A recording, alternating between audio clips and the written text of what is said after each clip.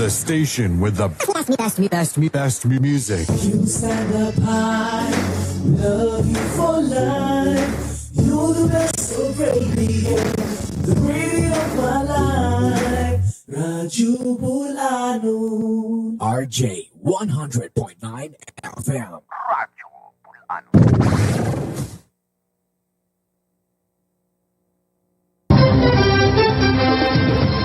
RBN, serbisyo publiko nga walay gidapigan, mga detalyado og tinuod nga balita ang inyong masayran. Paminaw kamo sa RBN DYMA 100.9 ug 95.9 FM sa dial sa inyong mga radyo. RBN, Radyo Bulanon Network. Basta RBN, tatak Bulanon. RBN, worldwide, ang tulay sa kasayuran. Kining mong musunod nga programa usa ka binayran ang mga pulong ug ang iyang giskutan iya lamang sa tagdumala ning maong programa ug way labot kining maong sibiyahan. Wherever you are, stay connected with the wider. Wherever you are, stay connected with the wider world with the BBC World Service. Now streaming on Zeno.fm and the Zeno Radio app. Where do we begin? With international news you can trust, BBC News. Journeys into the heart of global events. And voices. Streaming. Oh, no, kay basing pangitaan po ta sa pay mo mga kaigsuunan.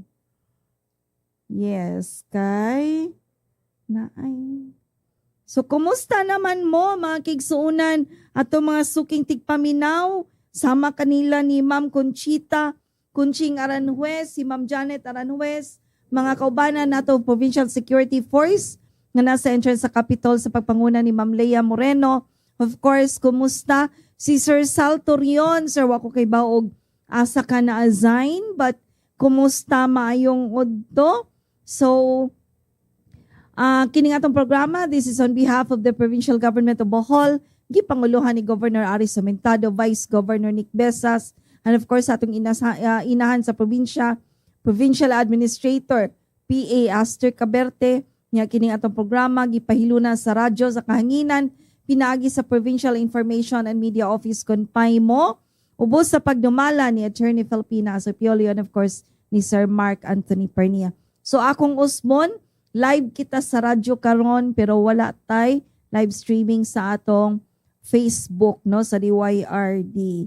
Ako sa ning tiwason live DYRD, may live streaming kay naay technical problem.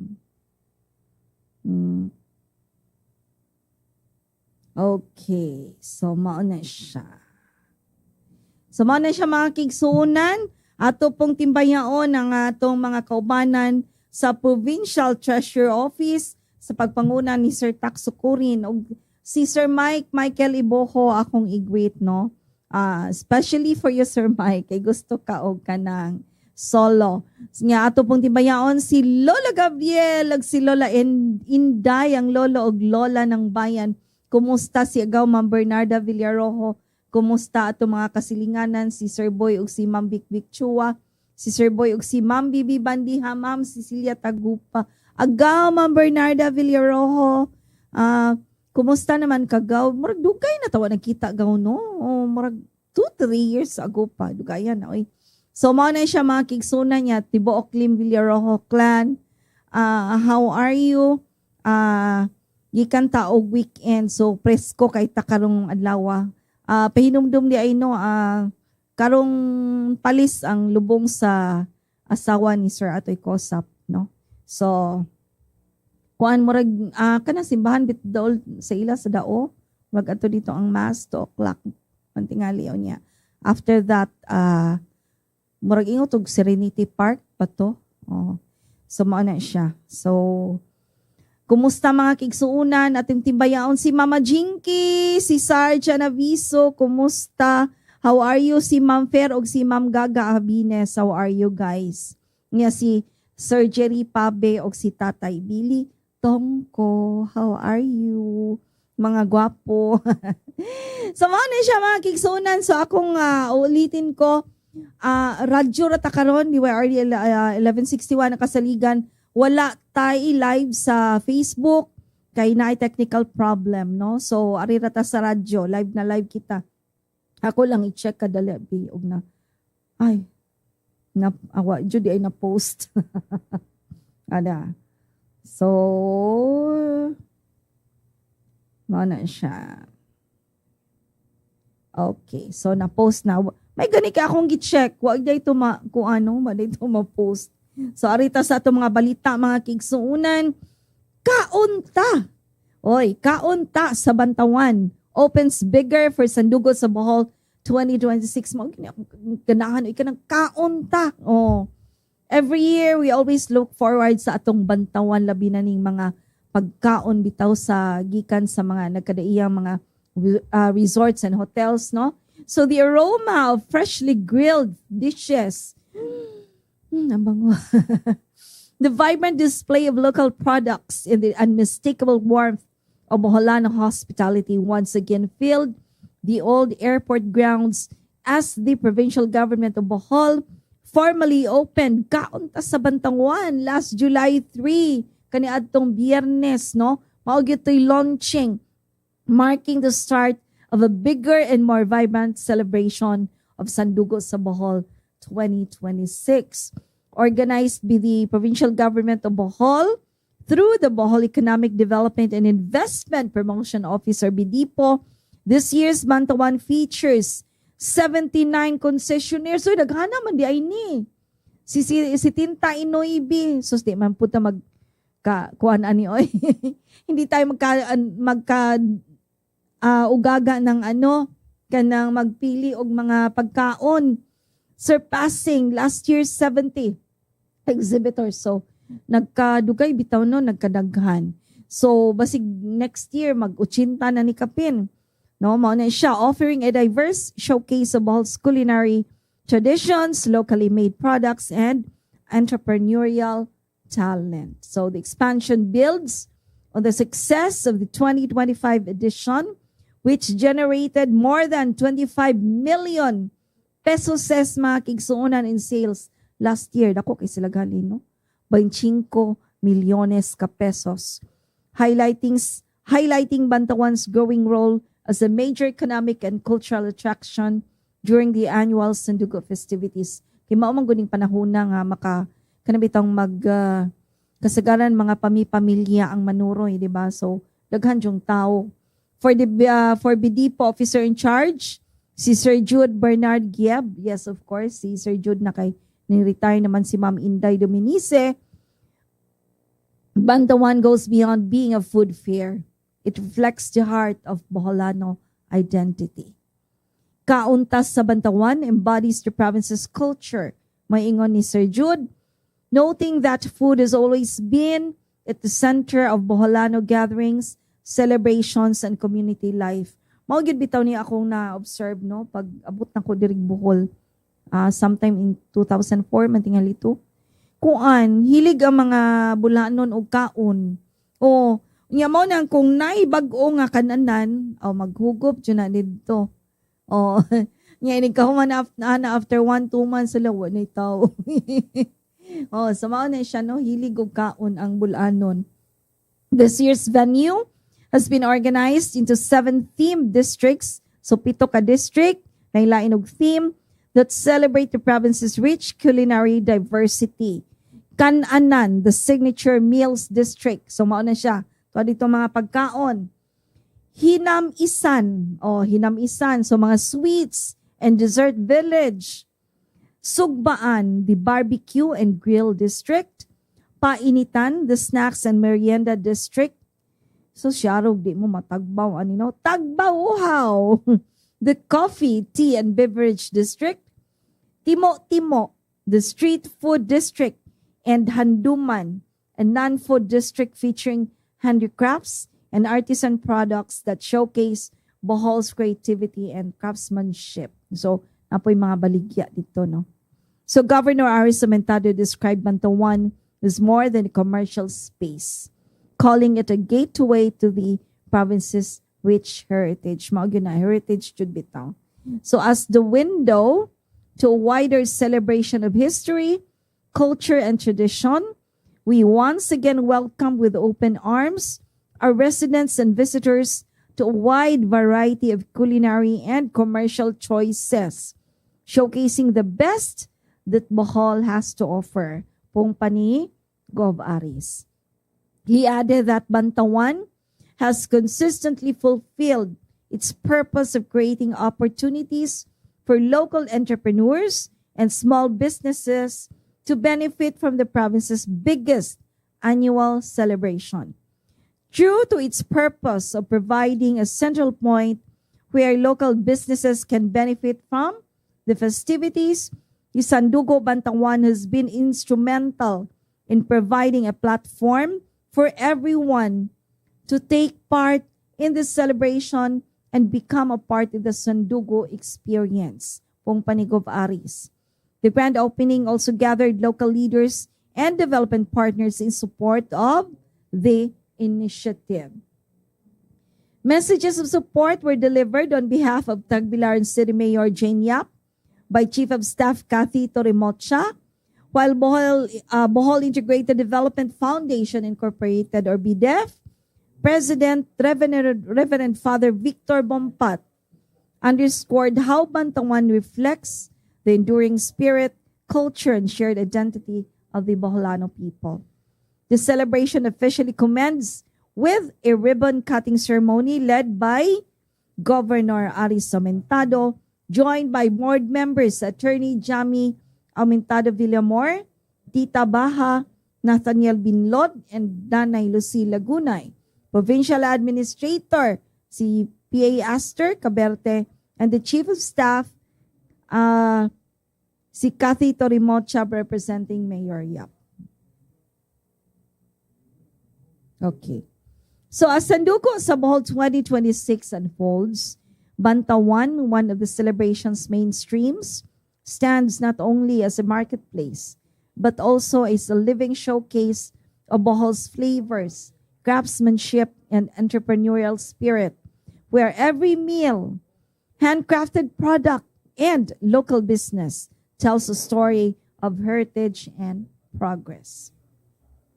The initiative reflects the provincial government of Bohol's strategic change agenda on sustainable tourism, strengthening local enterprises while promoting Bohol's unique cultural identity, mga kigsuunan, as the only, nag-iisa, only UNESCO Global Geopark through meaningful tourism experiences. So for more Sandugo sa Bohol updates, please visit sandugo.bohol.gov.ph or the official Facebook pages of Sandugo sa Bohol, the Provincial Government of Bohol, and the Provincial Information and Media Office or PAIMO. So mo na siya. So daghan tag makit-an dito, no? Labi na gyud adto mo personal. Mo na magabii kay Bibo kaayo kay daghang tawo mga adto. So ari pud ta sa Sandugo sa Bohol 2026 unveils expanded province-wide celebration. Bohol is set to showcase its rich cultural heritage, thriving local enterprises, and diverse tourism offerings as the provincial government of Bohol officially launched Sandugo sa Bohol 2026 as featured in the July 3, 2026 episode of the Capital Reports held at the ceremonial hall sa atong bagong Kapitolyo. The discussion highlighted the upcoming Sandugo sa Bohol 2026 kay Nomdom mo last Friday. Itong Sandugo sa Bohol 2026 launch dito sa Municipality of Talibon pag July 4, marking the start of a month-long celebration that brings together cultural preservation, tourism promotion, economic development, environmental stewardship, sports, and inclusive community engagement across Bohol, the country's first and only UNESCO Global Geopark. Sandugo sa Bohol continues to evolve beyond a historical commemoration into a province-wide platform that celebrates the Boholano way of life while creating opportunities for communities, local businesses, and tourism stakeholders under the leadership of Governor Aris Samentado. Leading the discussion were Center for Culture and Arts Development Head Emerson Pinos, Bohol Provincial Tourism Office Marketing and Promotions Officer Eileen Bayron, Talibon Municipal Administrator Manuelito Carusos, and Bohol Economic Development and Investment Promotion Center or Office or BEDIPO Supervising Administrative Officer and OIC Sir Jude Bernard Guiem. Pinos emphasized that Sandugo symbolizes friendship, alliance, and unity among Boholanos, encouraging the public to actively participate in this celebration. So, appeal tatanan mga kigsuunan. He explained that bringing the launch to Talibon reflects the provincial government of Bohol's commitment to making Sandugo more inclusive by expanding activities beyond Tagbilaran City and reaching more communities throughout the province. Yes, di man mahimog Tagbilaran na tapirmi, di ba? So, adto yun na sa uban pong mga lungsod. Unya, province-wide po na siya nga celebration, which is Sandugo, man yun, di ba? Maong yun na atong Sandugo month, in July. He likewise shared that since 2022, Sandugo has evolved into a broader celebration through strengthened partnerships, new branding, and the establishment of the technical working group tasked with institutionalizing standards that support a more organized, convergent, and province-wide festival. Mo nang dako kay ni ato mga Sandugo celebrations karon, no? So Carusos expressed the gratitude of the local government unit of Talibon for being selected as the host municipality of this year's launching and assured the public that preparations and safety measures have been put in place to ensure the successful conduct of the event. Meanwhile, Gieb highlighted BEDIPO's management of the Bantawan and Tabo streams, including the opening of Kaunta sa Bantawan, no? A curated food fair featuring authentic Boholano cuisine and locally made products from micro, small, and medium enterprises kining atong MSMEs across the province. He said the food fair is organized into theme sections showcasing signature meals, beverages, street food, grilled specialties, snacks, desserts, and locally crafted products, providing residents and visitors with a unique culinary experience while creating wider market opportunities for local entrepreneurs. Byron shared that both domestic and international visitors can expect special tourism promotions, discounts, and tour packages that integrate Sandugo activities into their Bohol itinerary. She added that the Bohol Provincial Tourism Office continues to intensify digital marketing campaigns and coordination with tourism stakeholders to encourage visitors to extend their stay and experience the province's festivals, at mga expos, street dancing, and other Sandugo events. She also noted that accredited accommodations across the province are prepared for the anticipated influx of tourists, while the BPTO remains ready to assist visitors seeking dedicated tour arrangements throughout the celebration.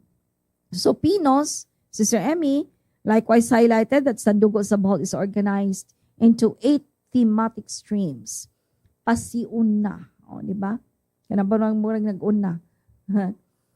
Murag kanang opening, salvo, tabo, bibo, tigi, baras, tapok, atiman, and bantawan, allowing various sectors and communities to actively participate in activities that celebrate Bohol's culture, tourism, business, sports, and social development. The discussion concluded with a collective invitation from the guest speakers for Boholanos, returning residents, and visitors to participate in the diverse lineup of Sandugo sa Bohol 2026 activities and experience the province's rich heritage, vibrant culture, warm hospitality, and growing economic opportunities. These collective efforts support the capital strategic governance roadmap by advancing the strategic pillars on culture and heritage, tourism development, local economic growth, good governance, and environmental stewardship in the Bohol Island Geopark. So, mao to akong gingon ganina. For more Sandugo sa Bohol updates, visit sandugo.bohol.gov.ph. No? So, arita sa atong Miss Earth, mga kigsuunan.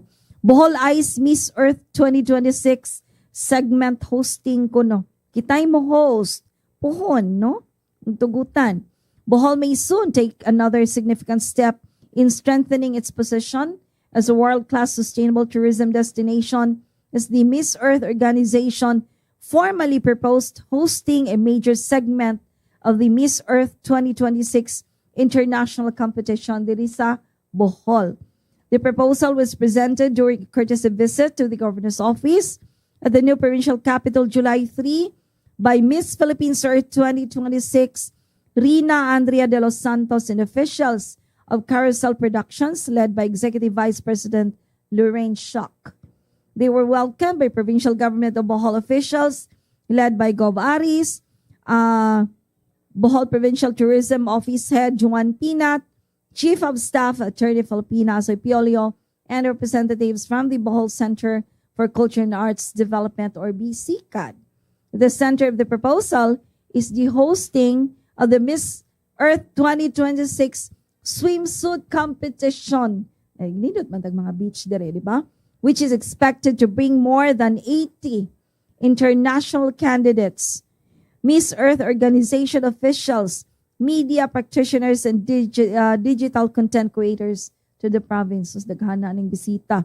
Beyond the competition itself, the proposal envisions a comprehensive eco-cultural experience that highlights Bohol's commitment to environmental stewardship, sustainable tourism, and cultural preservation. Planned activities include environmental advocacy programs, tree and mangrove planting, marine conservation initiatives, coastal cleanup drives, youth environmental forums, and ecotourism activities that showcase the province's diverse natural and cultural attractions. The proposed itinerary will also features visits to Bohol's iconic destinations, allowing delegates to experience the province's rich heritage, breathtaking landscapes, and thriving ecotourism industry while promoting Bohol to global audience through extensive media coverage and digital content. Nindot kini nga oportunidad alang sa atong probinsya aron mapakita sa international stage ang talagsaong katahom sa Bohol, ingon man ang atong advokasya sa environmental conservation isip bugtong UNESCO Global Geopark sa Pilipinas, pungpani Gov. Aris. Meanwhile, Pinat underscored the unique tourism assets of every municipality and highlighted Bohol's distinction as a UNESCO Global Geopark that continues to champion sustainable development by balancing environmental protection, cultural preservation, and inclusive economic growth. She also expressed appreciation to the Miss Earth for considering the Bohol Island Geopark as a host province and emphasized that the proposal complements the provincial government's vision of promoting responsible and sustainable tourism aligned with its strategic governance roadmap. So, nagpasalamat ta sa atong Miss Earth organization. Furthermore, Attorney Piolio also said that hosting an internationally recognized environmental pageant would further reinforce the province's reputation as a destination where conservation and tourism work hand in hand.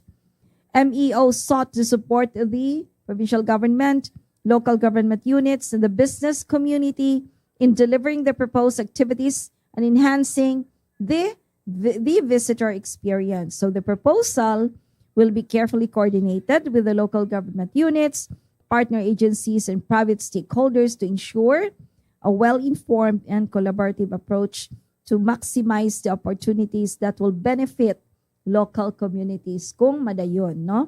Discussions also touch on the possibility of Bohol hosting the Miss Earth 2026 Coronation Night. Wow. With both parties agreeing to revisit the proposal in succeeding engagements.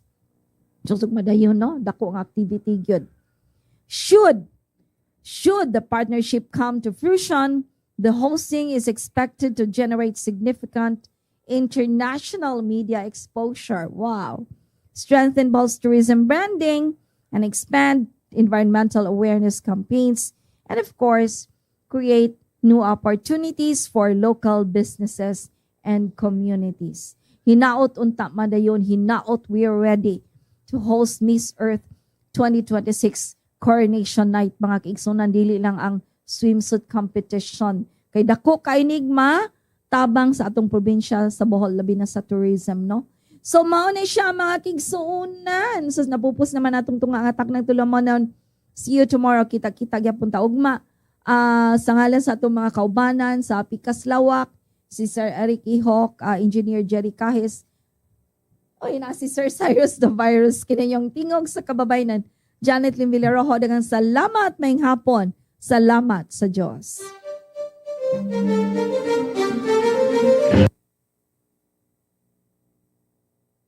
Ang programa ngayong nabati, usa ka binayran ang mga pulong o ang iyang gisgutan, iya lamang sa tagdumala sa maong programa o way labot kining sibiyahan. RBN, serbisyo publiko nga